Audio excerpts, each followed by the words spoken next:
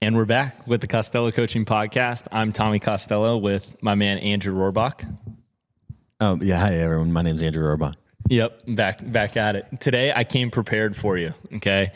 If this is your first time listening to Andrew and I, Andrew is a mental performance coach, specializes in sports, but works as a high-level CEO mindset coach. Yeah, something like that. Yeah. Okay. I work in corporate America. Yeah, you're a corporate guy. Like corporate psych. Yeah. Corporate psychology. Corporate psychology, yeah. So helping really smart people perform mentally, emotionally stronger. Yeah, like the best way I try to describe it is like what is mental performance in corporate is like most people in corporate America, in my opinion, like it's I don't know, sometimes they don't really enjoy their job. So I like to present mental performance as like I can equip you with skills that might help you, one, perform better. When we perform better, we normally like the thing that we're doing. But when we like the thing what we're doing, you spend 70% of your life at work, you know? So I try to help from a mental emotional perspective from corporate to professional athletes, anyone in the sporting, any performer, one, perform better, but also enjoy what they're doing a little bit more. Yeah. And with your background, played professional baseball with the Rockies. So you have an easy connector between athletes and what they're going through, and you had your own challenges. So today I'm going to ask you about some research that I was looking at in regards to mental emotional stress, and really what it's tied to is the specialization of these youth athletes when they're focused on one sport. We see a lot of burnout. So the research that I'm going to be referring back to says that 25 to 35% of youth athletes, so going up to 18, experience not only burnout, but stress and anxiety. So they're experiencing high levels of anxiety. And what the research points to is that the specialization of one sport can really be the driver on that. Oh, that's interesting. The just doing one sport causes a lot of the burnout. Yeah. So there's like a lot of factors in it, but one is injury. So when kids experience injury, and really what it talks about is the identity that someone goes through. And we've talked about that on episodes before, what it's like to have athlete identity. I know you did your research on that for your thesis. Yeah. In school.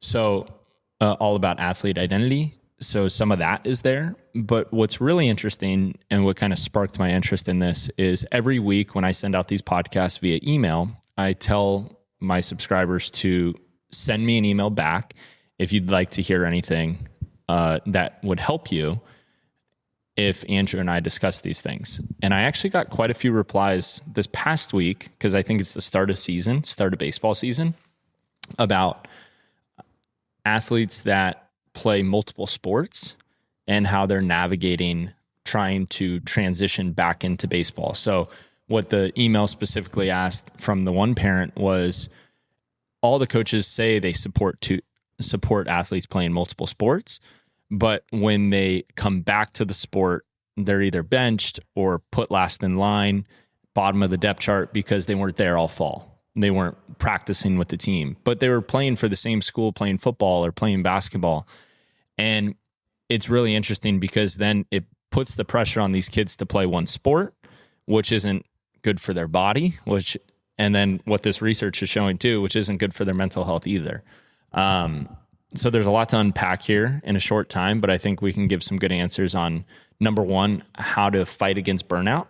And then maybe number two is how to navigate the conversations and set boundaries on the fact that my son or I am going to be playing two sports. This is what we're doing. Let's get on the same page about how we navigate it.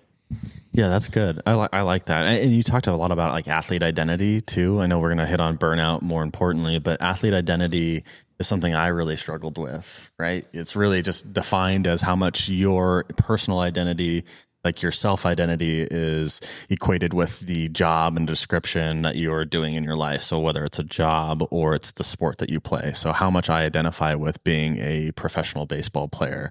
And I don't know if you want to like put a number on it, but when I was playing, I think I would have not selfishly, but I think I would have answered the question saying, I probably identify with being a professional baseball player 95% of my entire identity. And when you do that, you're leaving not as much room and growth for other areas of who you are as a person to kind of really shine here.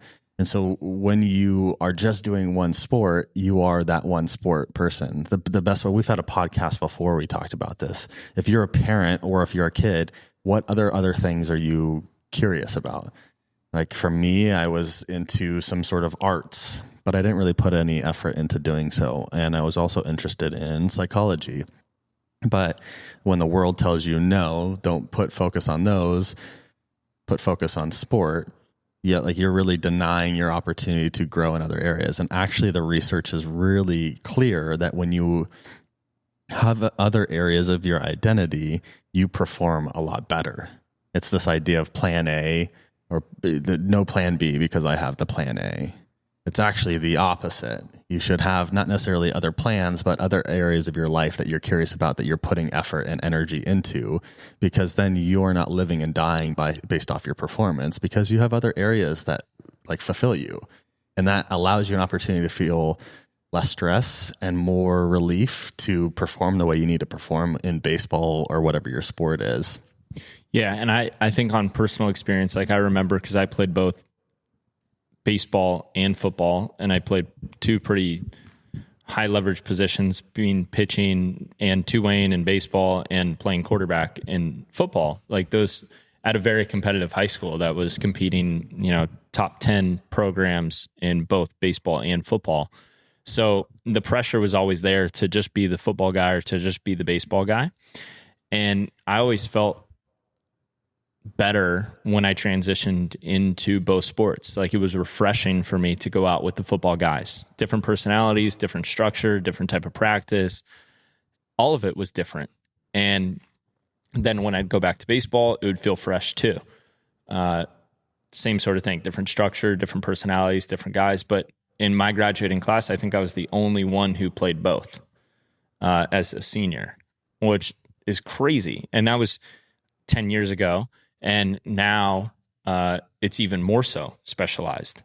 And kids as freshmen in high school don't even want to play on the freshman football team because they don't want to miss freshman baseball.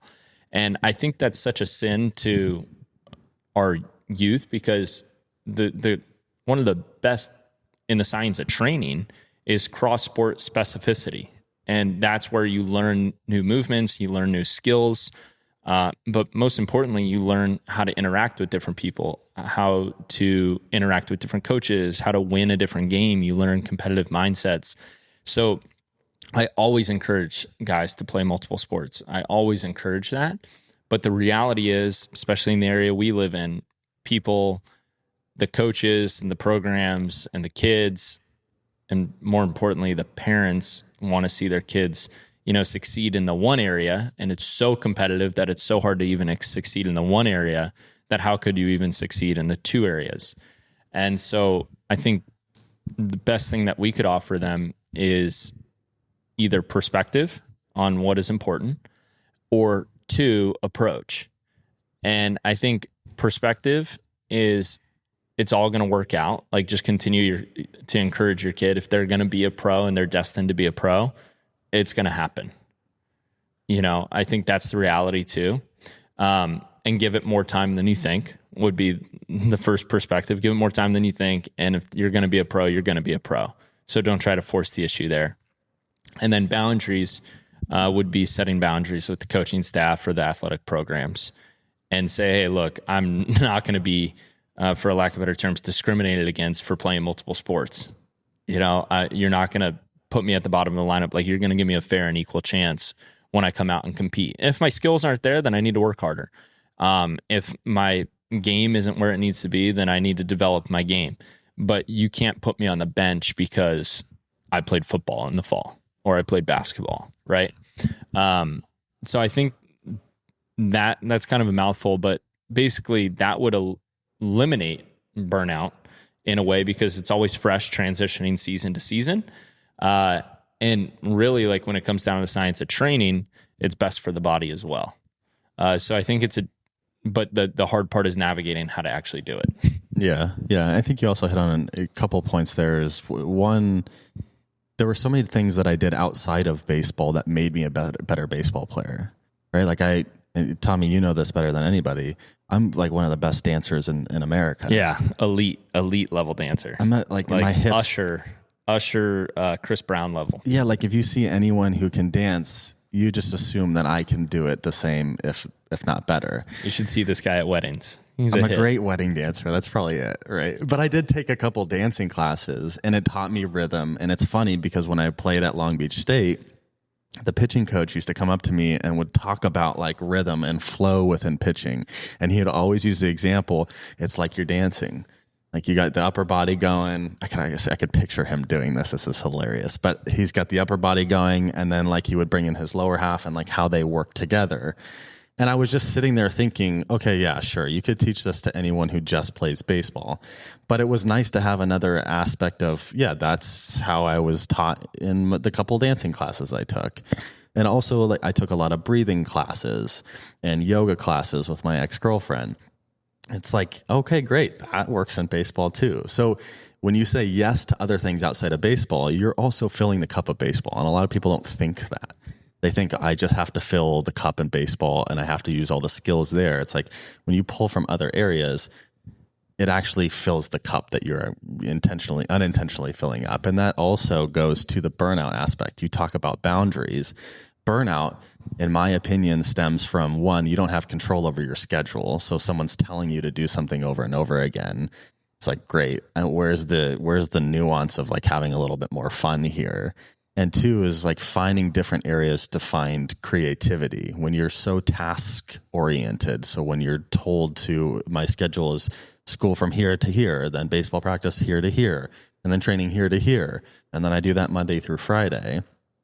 Can you fit in other areas that allow you an opportunity to like have some fun or try something different?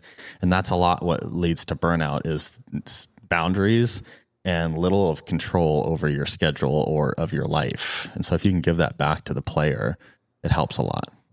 That's interesting. So do you see that in corporate America too, when they don't have control over their schedule? Yeah. I mean, yeah, a lot of people, I mean, corporate America, in my opinion, I've been in it for 6 months now, is say yes to all the meetings, say yes to all the projects, and don't say yes to deep focus. And deep focus stems from like unintentional not being in meetings, not saying yes to everything, and sitting and kind of like working through something, which goes more to the creativity aspect, right? Like when you have a couple hours to kind of work through something rather than having to hop into meetings and be here and be there, it's like you don't have as much control over your schedule, and the work that you're actually trying to accomplish is going to be lackluster because you are just kind of like how a kid in high school is nowadays, which is what's leading to stress and anxiety, in my opinion, is they're, 13, 14, 15-year-old kids are operating like they've worked a job,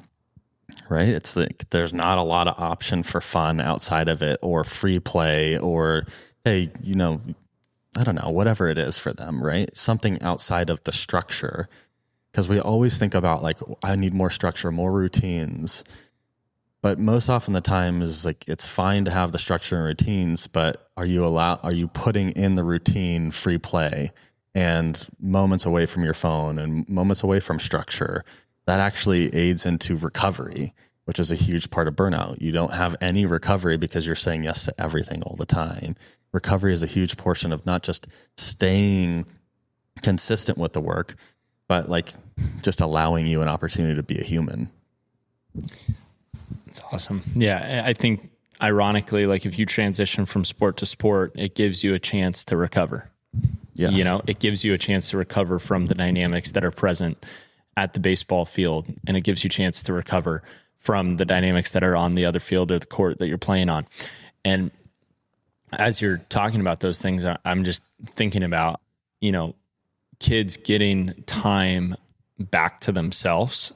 Like, I don't think when they get the freedom to do what they want, a lot of them kind of hop into like mindless activities, like video games or Snapchatting their friends or whatever they do. And I would really encourage them when they have time, because they do have more time than they think, when they do have some time, that they go do something that is a deeper focus work, right? Because just for example, like if you're at baseball all the time and that's all you do, it's really hard to be deeply focused all the time there. But if you're only there 6 months versus 12 months, when you're there, you're completely locked in and you're completely present, and then you shift into the next one. And I think that's actually really, really healthy. My last piece of advice for someone playing multiple sports is be undeniably great at what you do.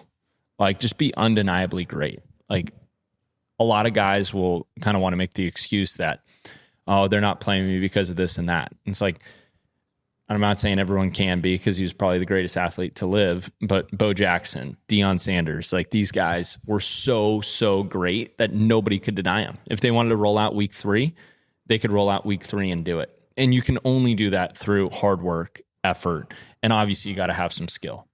But if you are attempting to play multiple sports in this area specifically, and you probably have enough skill, but you better just work so freaking hard at it so that when you show up on the field, the coach is like, I got to play this guy. I got to play this guy. If it's on whatever sport you're playing, be so great at it that it's just undeniable that you can go start. And that was my mentality when I played both sports, and I was always in competition. Like, I was always competing in high school, but I was just like, I'm going to work so hard at this that when I show up, they got to play me. Like, there's no questions. I'm just curious, where'd you get that frame of mindset from? I don't know. I think I always played multiple sports, and my dad would always coach me towards like preparation, like prepare. And when you're going into something, like, you must be prepared for it. And so even on Sundays during baseball season, I would go see the football quarterback coach, and I'd go out to Ventura and work with, his name is Bob Gagliano. He was Joe Montana's backup, and he was like one of the greatest influences for me, but I was always touching the football during the baseball season, kind of focused on that. And then during the football season, I was actually all football, but I learned that I needed to use December and January to prepare for baseball season. So it wasn't like there was necessarily time off and just relaxing and being a kid and not really doing anything. I was always like in preparation mode for the next sport in those transition periods, so that when I would go out there, I'd be better than them.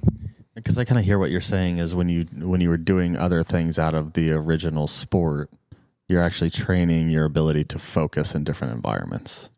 Exactly. Like, you're training your mind.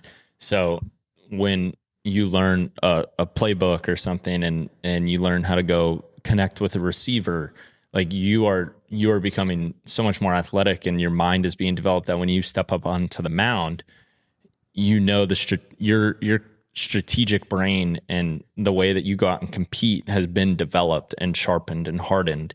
And the specific details, whether it's a cover 3 defense or a 2-strike count, those are just small details, but the brain has been trained on how to execute in those moments, and the details of the moment are interchangeable. And that's why sports are the greatest preparation for life. And I think for me personally, like, I never want to be identified as one thing.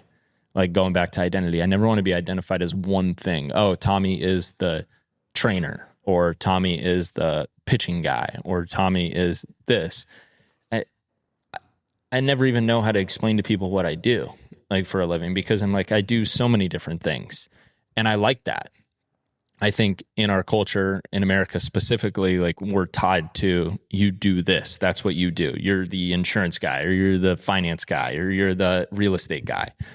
And we're so much more dynamic than that. Like, God's blessed us with so many different skills and assets to impact the world. Why would we, just specialize in one? And I get it. Like, it's such a competitive world that it takes so much time to be great at one thing, but allow yourself to be dynamic in multiple arenas, because that could be your greatest asset, is that you're flexible and you're malleable in different environments, and you're skilled in multiple arenas.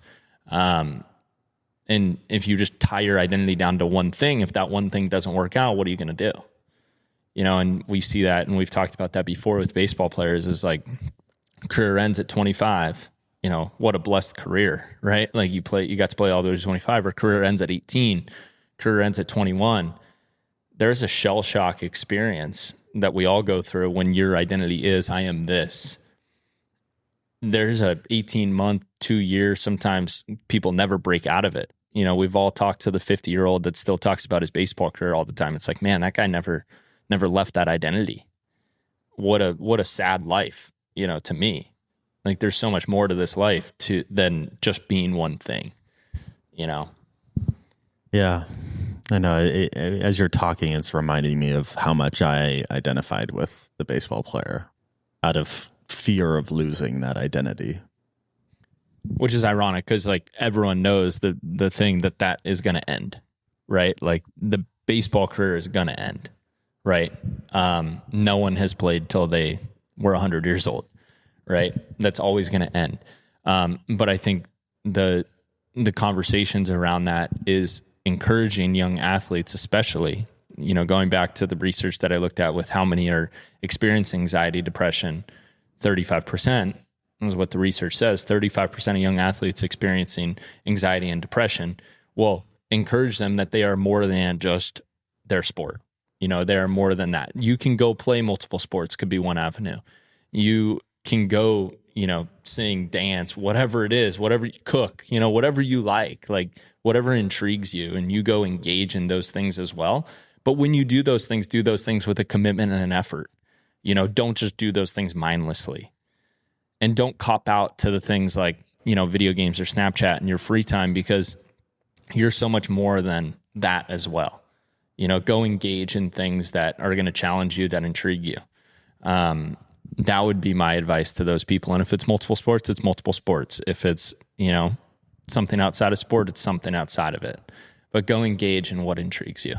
Yeah, I like the thing that you talked about with commitment to the other thing. I think the way I like to think about stuff like this is whether it's being in action, being in, like, for example, if I'm training, like being committed to being in training, but I also need to be committed to recovery in the way that I need to be committed to recovery. And most often we just don't turn our brain off, right? Like you said, Snapchat, phones, all these mindless things, that also leads to burnout. Because you're not actually recovering in the way that you need to. And so deciding if you need a full day to be creative and fun and not have a schedule, commit to it. Comparatively to finding things that just kind of mind numb you, those don't recover and you in the way that you need to be recovered. And then you go back into work or baseball or whatever sport it is. Yeah, you never got a chance to reset. You're exhausted still. And you go, why am I not recovering the way I need to?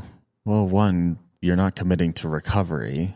And two, sometimes people don't need recovery. Sometimes they need a different avenue, a different category to jump into. For example, it's like for me, baseball was task, was objective. It was like get the work done.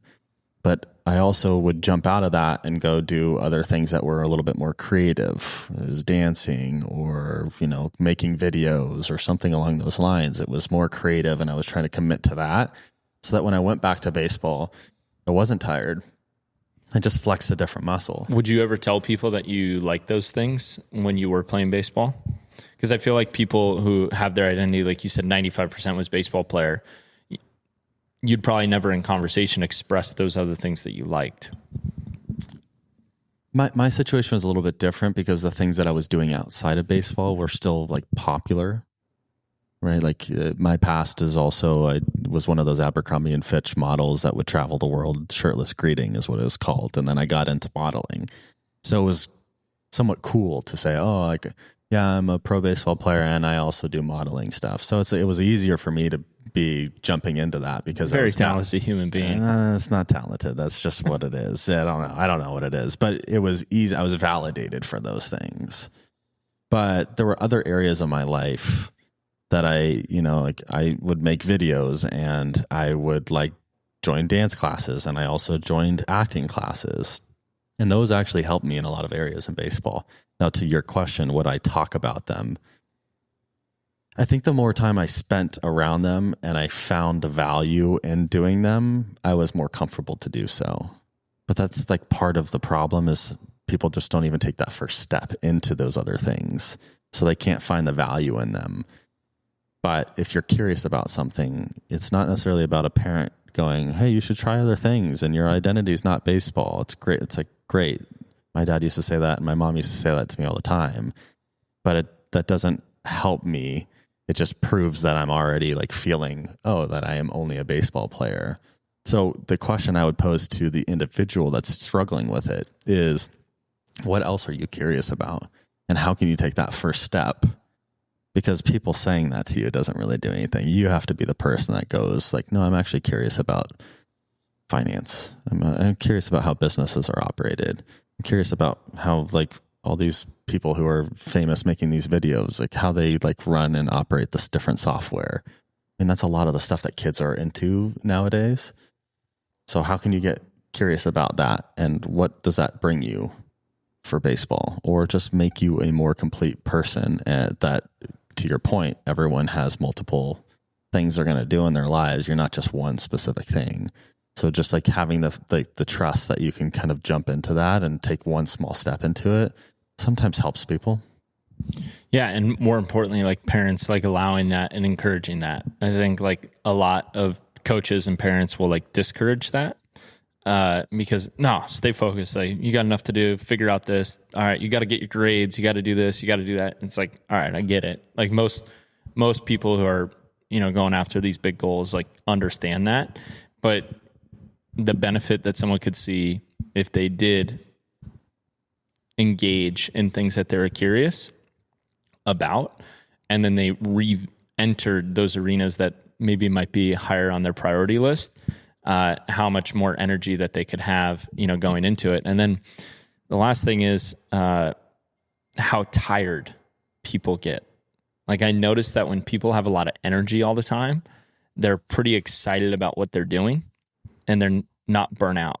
And someone that is tired all the time with what they're doing is a little burnt out and overworked. And so even if, like, for example, like to hammer home this point, if someone got 8 hours of sleep, they both got 8 hours of sleep, they both got an hour workout in, they both ate healthy, one went to a job or into a sport that they were burnt out with, the other went to a job or a sport that they were excited about, they both had the same exact schedule, same workloads, but the person who's burnt out is way more exhausted all the time. And in psychology, they would refer to that as like an emotional burden that they're carrying, which is dragging out their energy. For that person, what kind of like short piece of advice would you give them to help them with their burnout? Because I think no one enters their job or no one enters their sport originally disliking it. There might be a small detail that's causing them to feel burnt out in it, but they probably entered it because they did like it at some point. So how do you help someone really shift the script on the burnout and get their energy back? Well, you were talking a little bit about like personal well-being, which is like the 8 hours of sleep. Like that's always a good checklist. Is like, are you actually taking care of your body's wants and needs to survive? So I'd always probably start with that, because most often people who are struggling with burnout are having a hard time like turning their brain off from work or whatever it is. And so like they're not actually stepping into another area of their life, whether it's being a father or a brother or whatever it is. I guess like the scenarios, what were the two scenarios? Like one person. The scenarios are both people have the same exact schedule. Mm-hmm.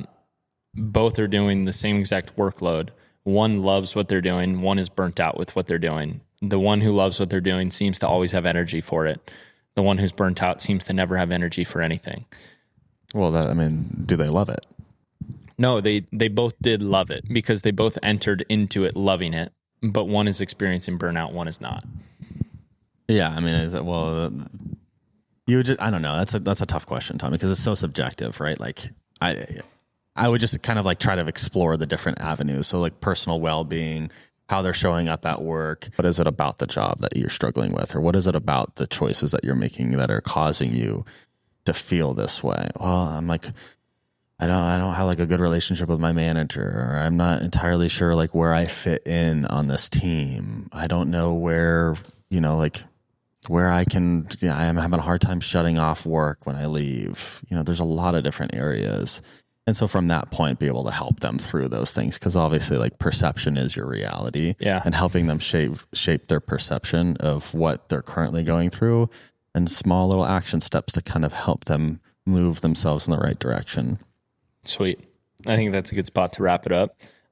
There's so many actionable things for kids, parents, or working professionals to apply.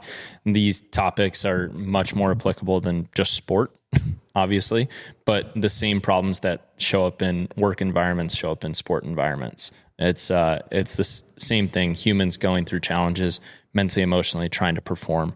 And these are some approaches that people can take in order to move the needle in a positive direction where they want their, work career or life to kind of end up for themselves. So it's great. Sweet.